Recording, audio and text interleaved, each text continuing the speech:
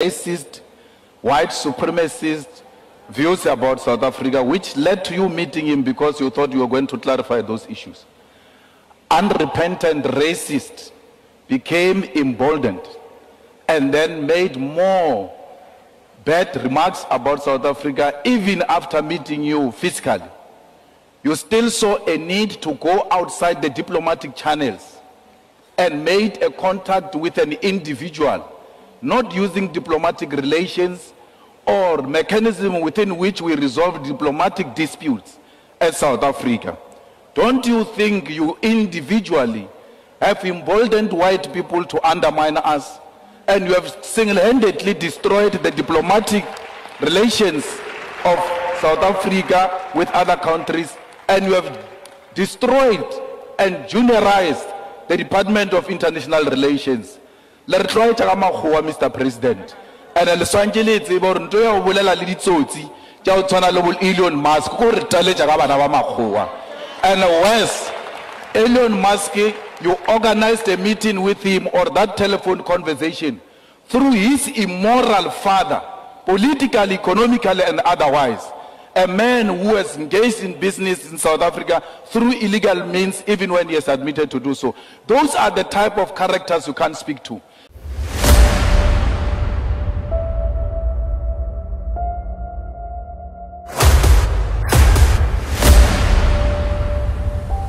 This is the journey to one Africa.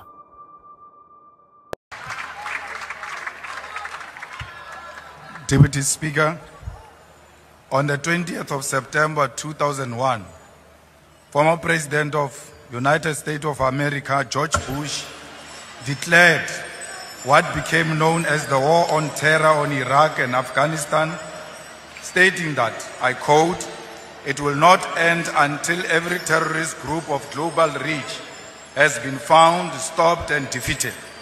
What followed was a massive disinformation campaign to justify the 2003 invasion of Iraq and Afghanistan under the pretext of locating and destroying weapons of mass destruction. Decades later, no such weapons were ever found. This invasion was about minerals and oil reserves, not weapons of mass destruction. Iraq and Afghanistan have never recovered.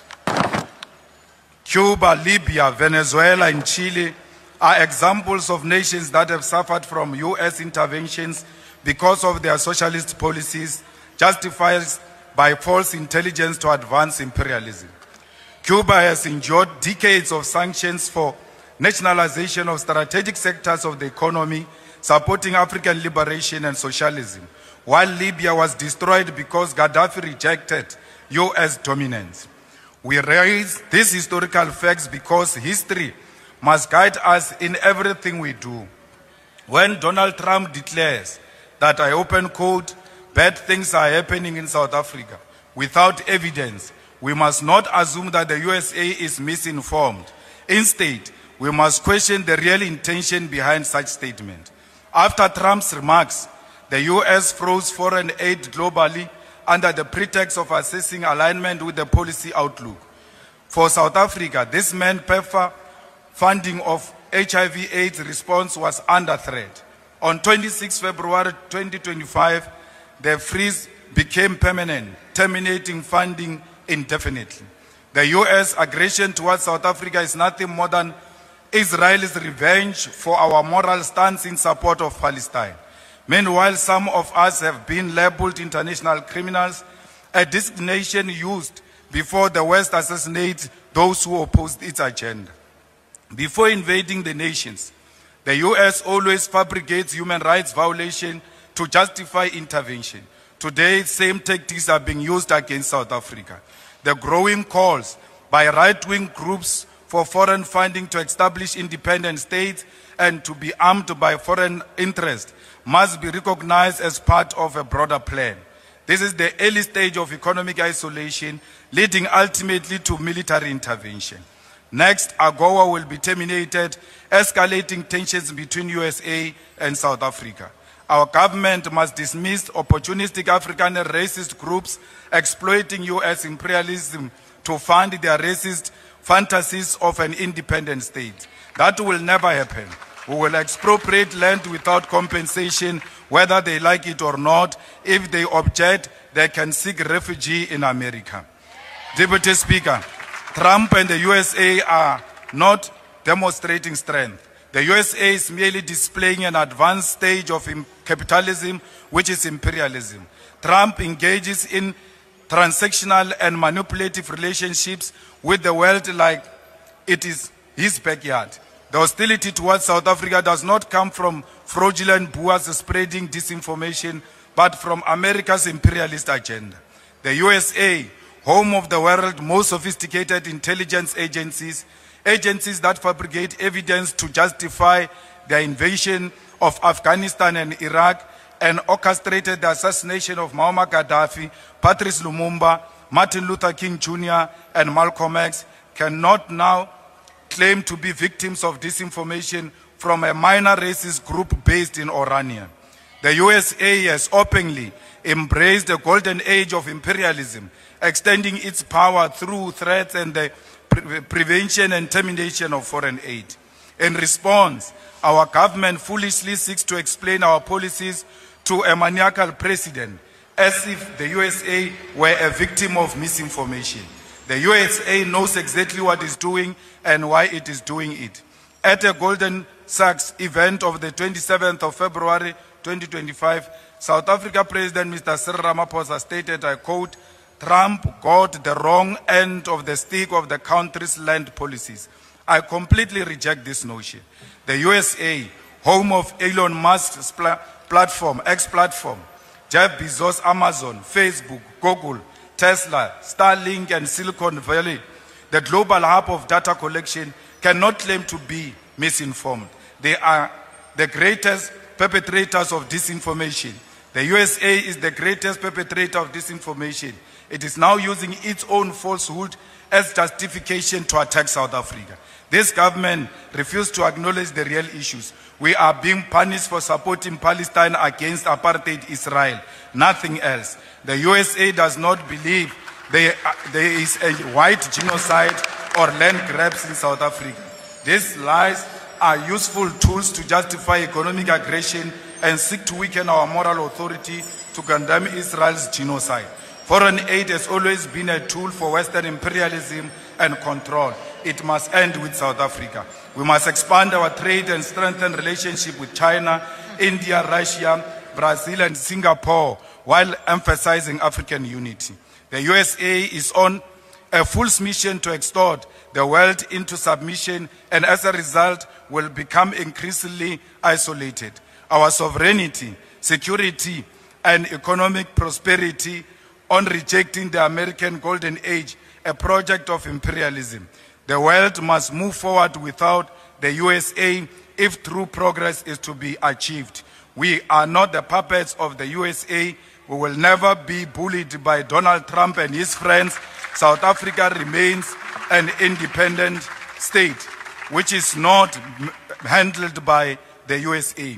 The majority of South Africans love their whites. They worship them everywhere they go. Why will they kill them? They always seek white validation and affirmation of whiteness. It is a black talent. It is a black talent. It is not a black talent until white people say so. If it is a black skill or innovation, it is not until white say so. If it is black quality product, it will have to pass many hands before they endorse this product. Any political party without white endorsement will never receive any electoral support and financial support until white establishment says so. Like the Cuban people will never give up on our freedom against American imperialism. We must unashamedly continue to stand with Palestine and Russia. We are product of international solidarity. We are Palestinians and they are Africans. We will die shoulder by shoulder with Palestinian people. We will be buried next to their graves because no amount of American bullying and financial dictatorship will separate us. Not even death will succeed. From the river to the sea, Palestine shall be free. We are not product of land theft or genocide. We are not grabbing any land, but claiming what rightfully belongs to us. We are not engaged in what genocide. Instead, we are coexisting with our white murderers. Whatever it takes, this land shall be expropriated and will be returned to its rightful owners. Victory is certain. Hasta la victoria siempre. Thank you very much, Speaker.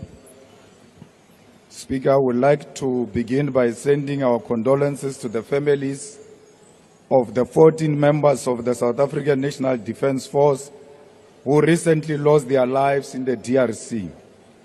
We cannot continue to refer to them through a number because they've got names. We salute Staff Sergeant William Edikola. We salute Staff Sergeant Molatley Ishmael Molatley. We salute Staff Sergeant Swatani Theophilus Sepe, Corporal Matumi Justice Malesa, Corporal Renae Namavulani, Lance Bombardier Itumeleng McDonald Moreo, Lance Corporal Zeke Moffat Molapo, Lance Corporal Metzi Stensley Rashishi, Rifleman Svatani Richard Chokwe, Rifleman Derek Maluleke, Rifleman Tsidiso Andres Mabele, Rifleman Calvin Louis Moari, Rifleman Muketi Joseph Mowe, Private Peter Jacobus Strido. The reckless deployment of South African troops in the DRC under the South African Development Community SADC mission in the Democratic Republic of Congo, SAMI DRC, which began in December 2023, was presented to us as a peacekeeping effort. However, the truth is that our soldiers are not there to maintain peace. They are engaged in a direct combat, fighting against the highly armed and strategically superior M23 rebels who are supported by the reckless president of Rwanda, Paul Kagame. Our government has deliberately misled the people. The reality is that our soldiers are fighting an enemy that has better weaponry, better resources, and better intelligence. While the rebels possess advanced military equipment, our soldiers are sent to battle without drones, without fighter jets, and without critical military assets. They are left vulnerable, fighting a war they cannot win, all because of the failures of this government. The recent M23 offensive on Goma has highlighted significant shortcomings in the South African National Defence Force deployment. Intelligence failures were evident as the SNDF lacked timely and accurate information to anticipate the M23 movements, leaving our forces unprepared for the assault. Coordination between the South African National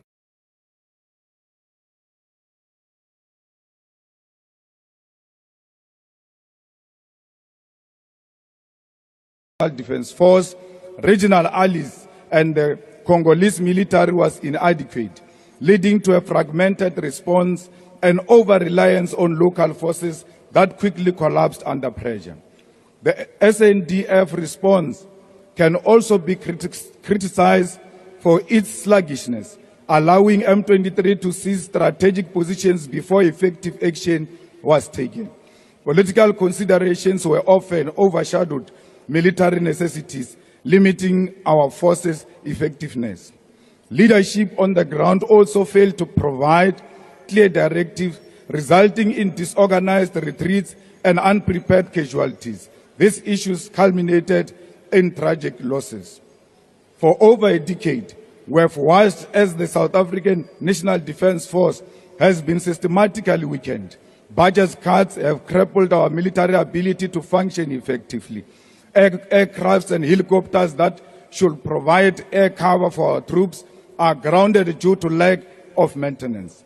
The government has neglected its duty to ensure that our soldiers are adequately prepared and equipped for combat. This is despite the fact that this deployment has cost our government 2.3 billion since it began. But it does not end there. The defense sector has been ravished by corruption. Officials at Denel have looted and mismanaged funds, selling South Africa's defense technology to foreign entities. This is nothing short of treason. At the same time, The Department of Defense has wasted over 250 million outsourcing IT services while ignoring existing in-house capabilities.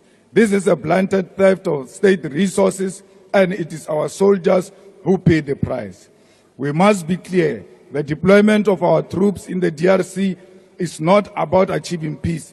It is about sacrificing our soldiers for war that has no end in sight. This government continues to send them to die in foreign land, and when they do, their bodies are not even repatriated with the dignity they deserve. We are still waiting for the bodies, even after the Chief of Defense said the bodies will come the following day. The South African National Defence Force soldiers who passed away in the last few weeks have still not arrived home, with several delays being blamed, which is unacceptable. The families of these fallen soldiers are left waiting, grieving and struggling for answers. Our troops be brought home immediately. We cannot allow more lives to be lost in a senseless conflict while corrupt politicians continue to loot and mismanage our defense resources. Bring them back home now. This past weekend, South Africa participated in a joint SADC and East African Community Summit in Tanzania to discuss DRC crisis. We agree that there must be ceasefire, and we agree that the chiefs of the military must come together to create a clear passage of the ceasefire. Re role now baetapele ba ANC le rekisitse bana ba rena le re tsegisha ka matekere. Thank you.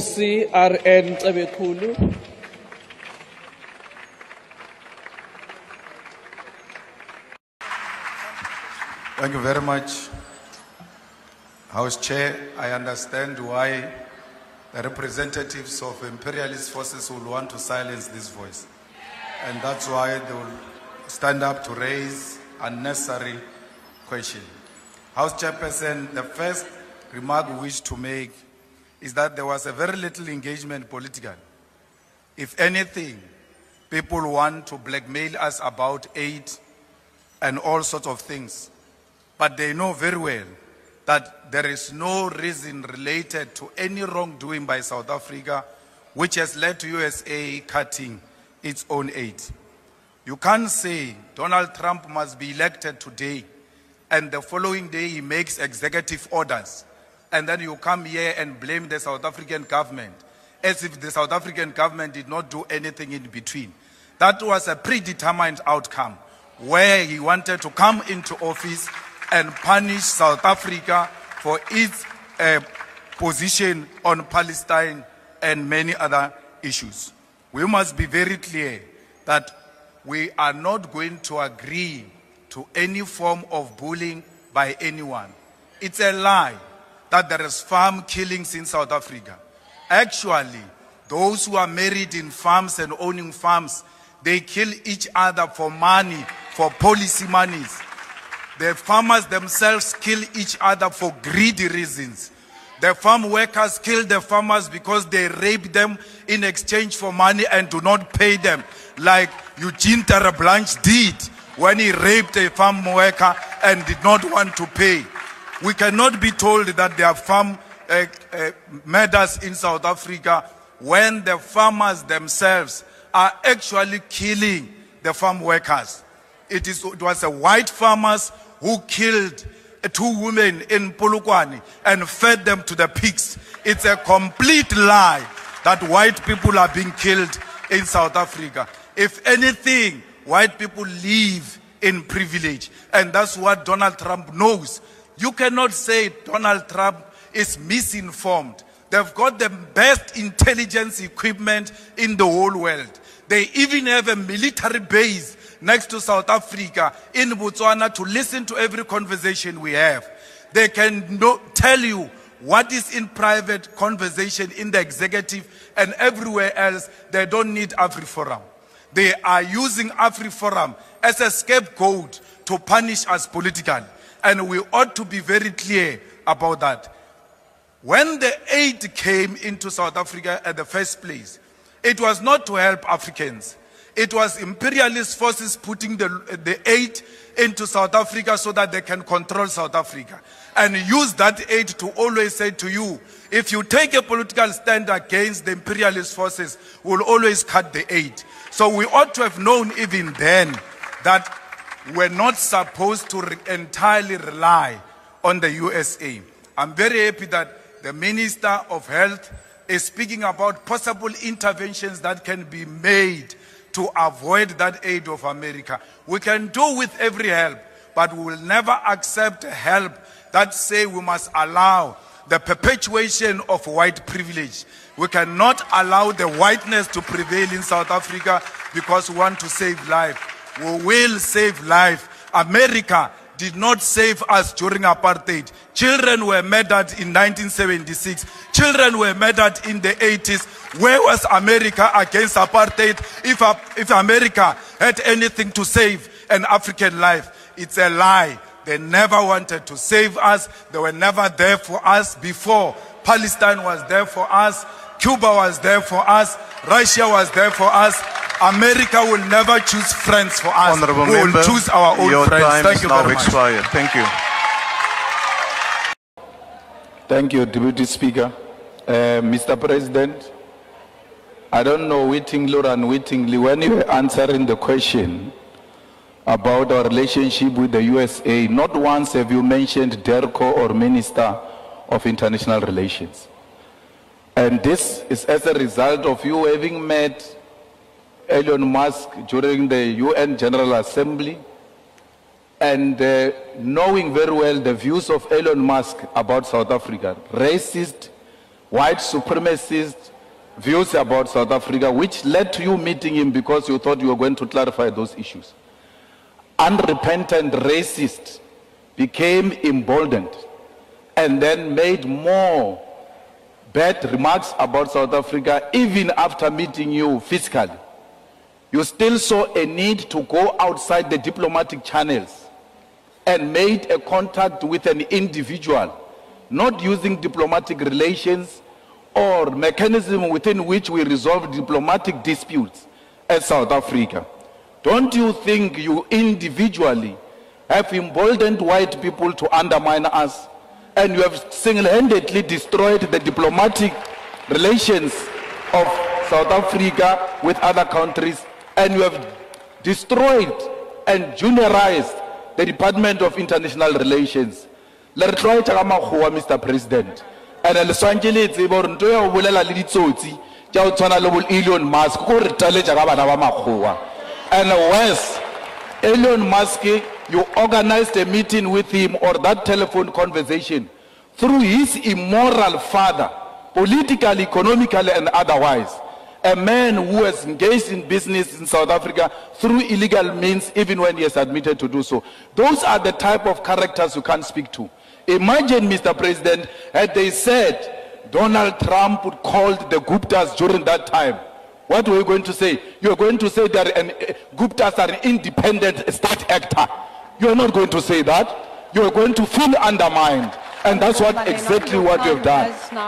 What are you saying about established practices of resolving issues in a diplomatic way and diplomatic channels in South Africa? Do you have a full confidence in the Minister of DERCO and the department itself?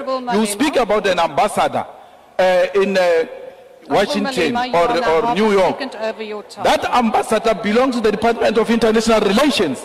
Instead of talking about international relations, leadership, and the department, you talk about ambassador. But when you talk about DRC, you talk about Minister of Defense is doing 1, 2, 3. You don't say ambassador in DRC is doing 1, 2, 3.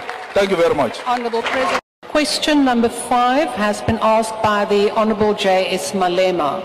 The question is about whether the President's call to Elon Musk, an unelected businessman, was used as a diplomatic channel.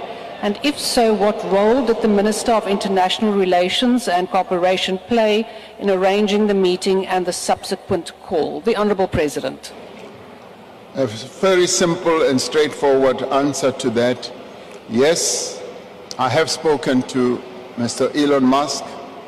Yes, the Minister of International Relations has either been In occasions when I have met with Mr. Elon Musk, if you want to know, we together with Minister of Trade and Industry and Minister of International Relations and Cooperation, met with Mr. Elon Musk when I went to the United Nations General Assembly last year. He came to my hotel room and we had a discussion, and the discussion revolved around his would-be investments. So did I speak to him? Yes, recently the answer is yes. And this we do because we continue to engage with a variety of people through diplomatic channels, as well as we engage with them through various constituencies in countries that we have relations with. And as I've indicated through this conversation that I had, we were able to have a discussion on what was a mischaracterization of what was being said about our country. And he being a person who is quite, I would say, influential, whether one likes it or not, as we interact with various people, business, academic, research, or otherwise, we do interact with people who we believe are able to discuss issues with some people in very official categories. So we do talk to non-state actors as well as state actors. And we will continue to engage with people both inside and outside of South Africa to promote our country and to promote the interests of our country. There's just nothing sinister about the various discussions that we hold with a variety of people. Even on an ongoing basis, when people make contact with us, yes, we talk to them, but we always make sure that our foreign policy positions are advanced and they are not undermined or diluted. Thank you very much, Honorable Speaker.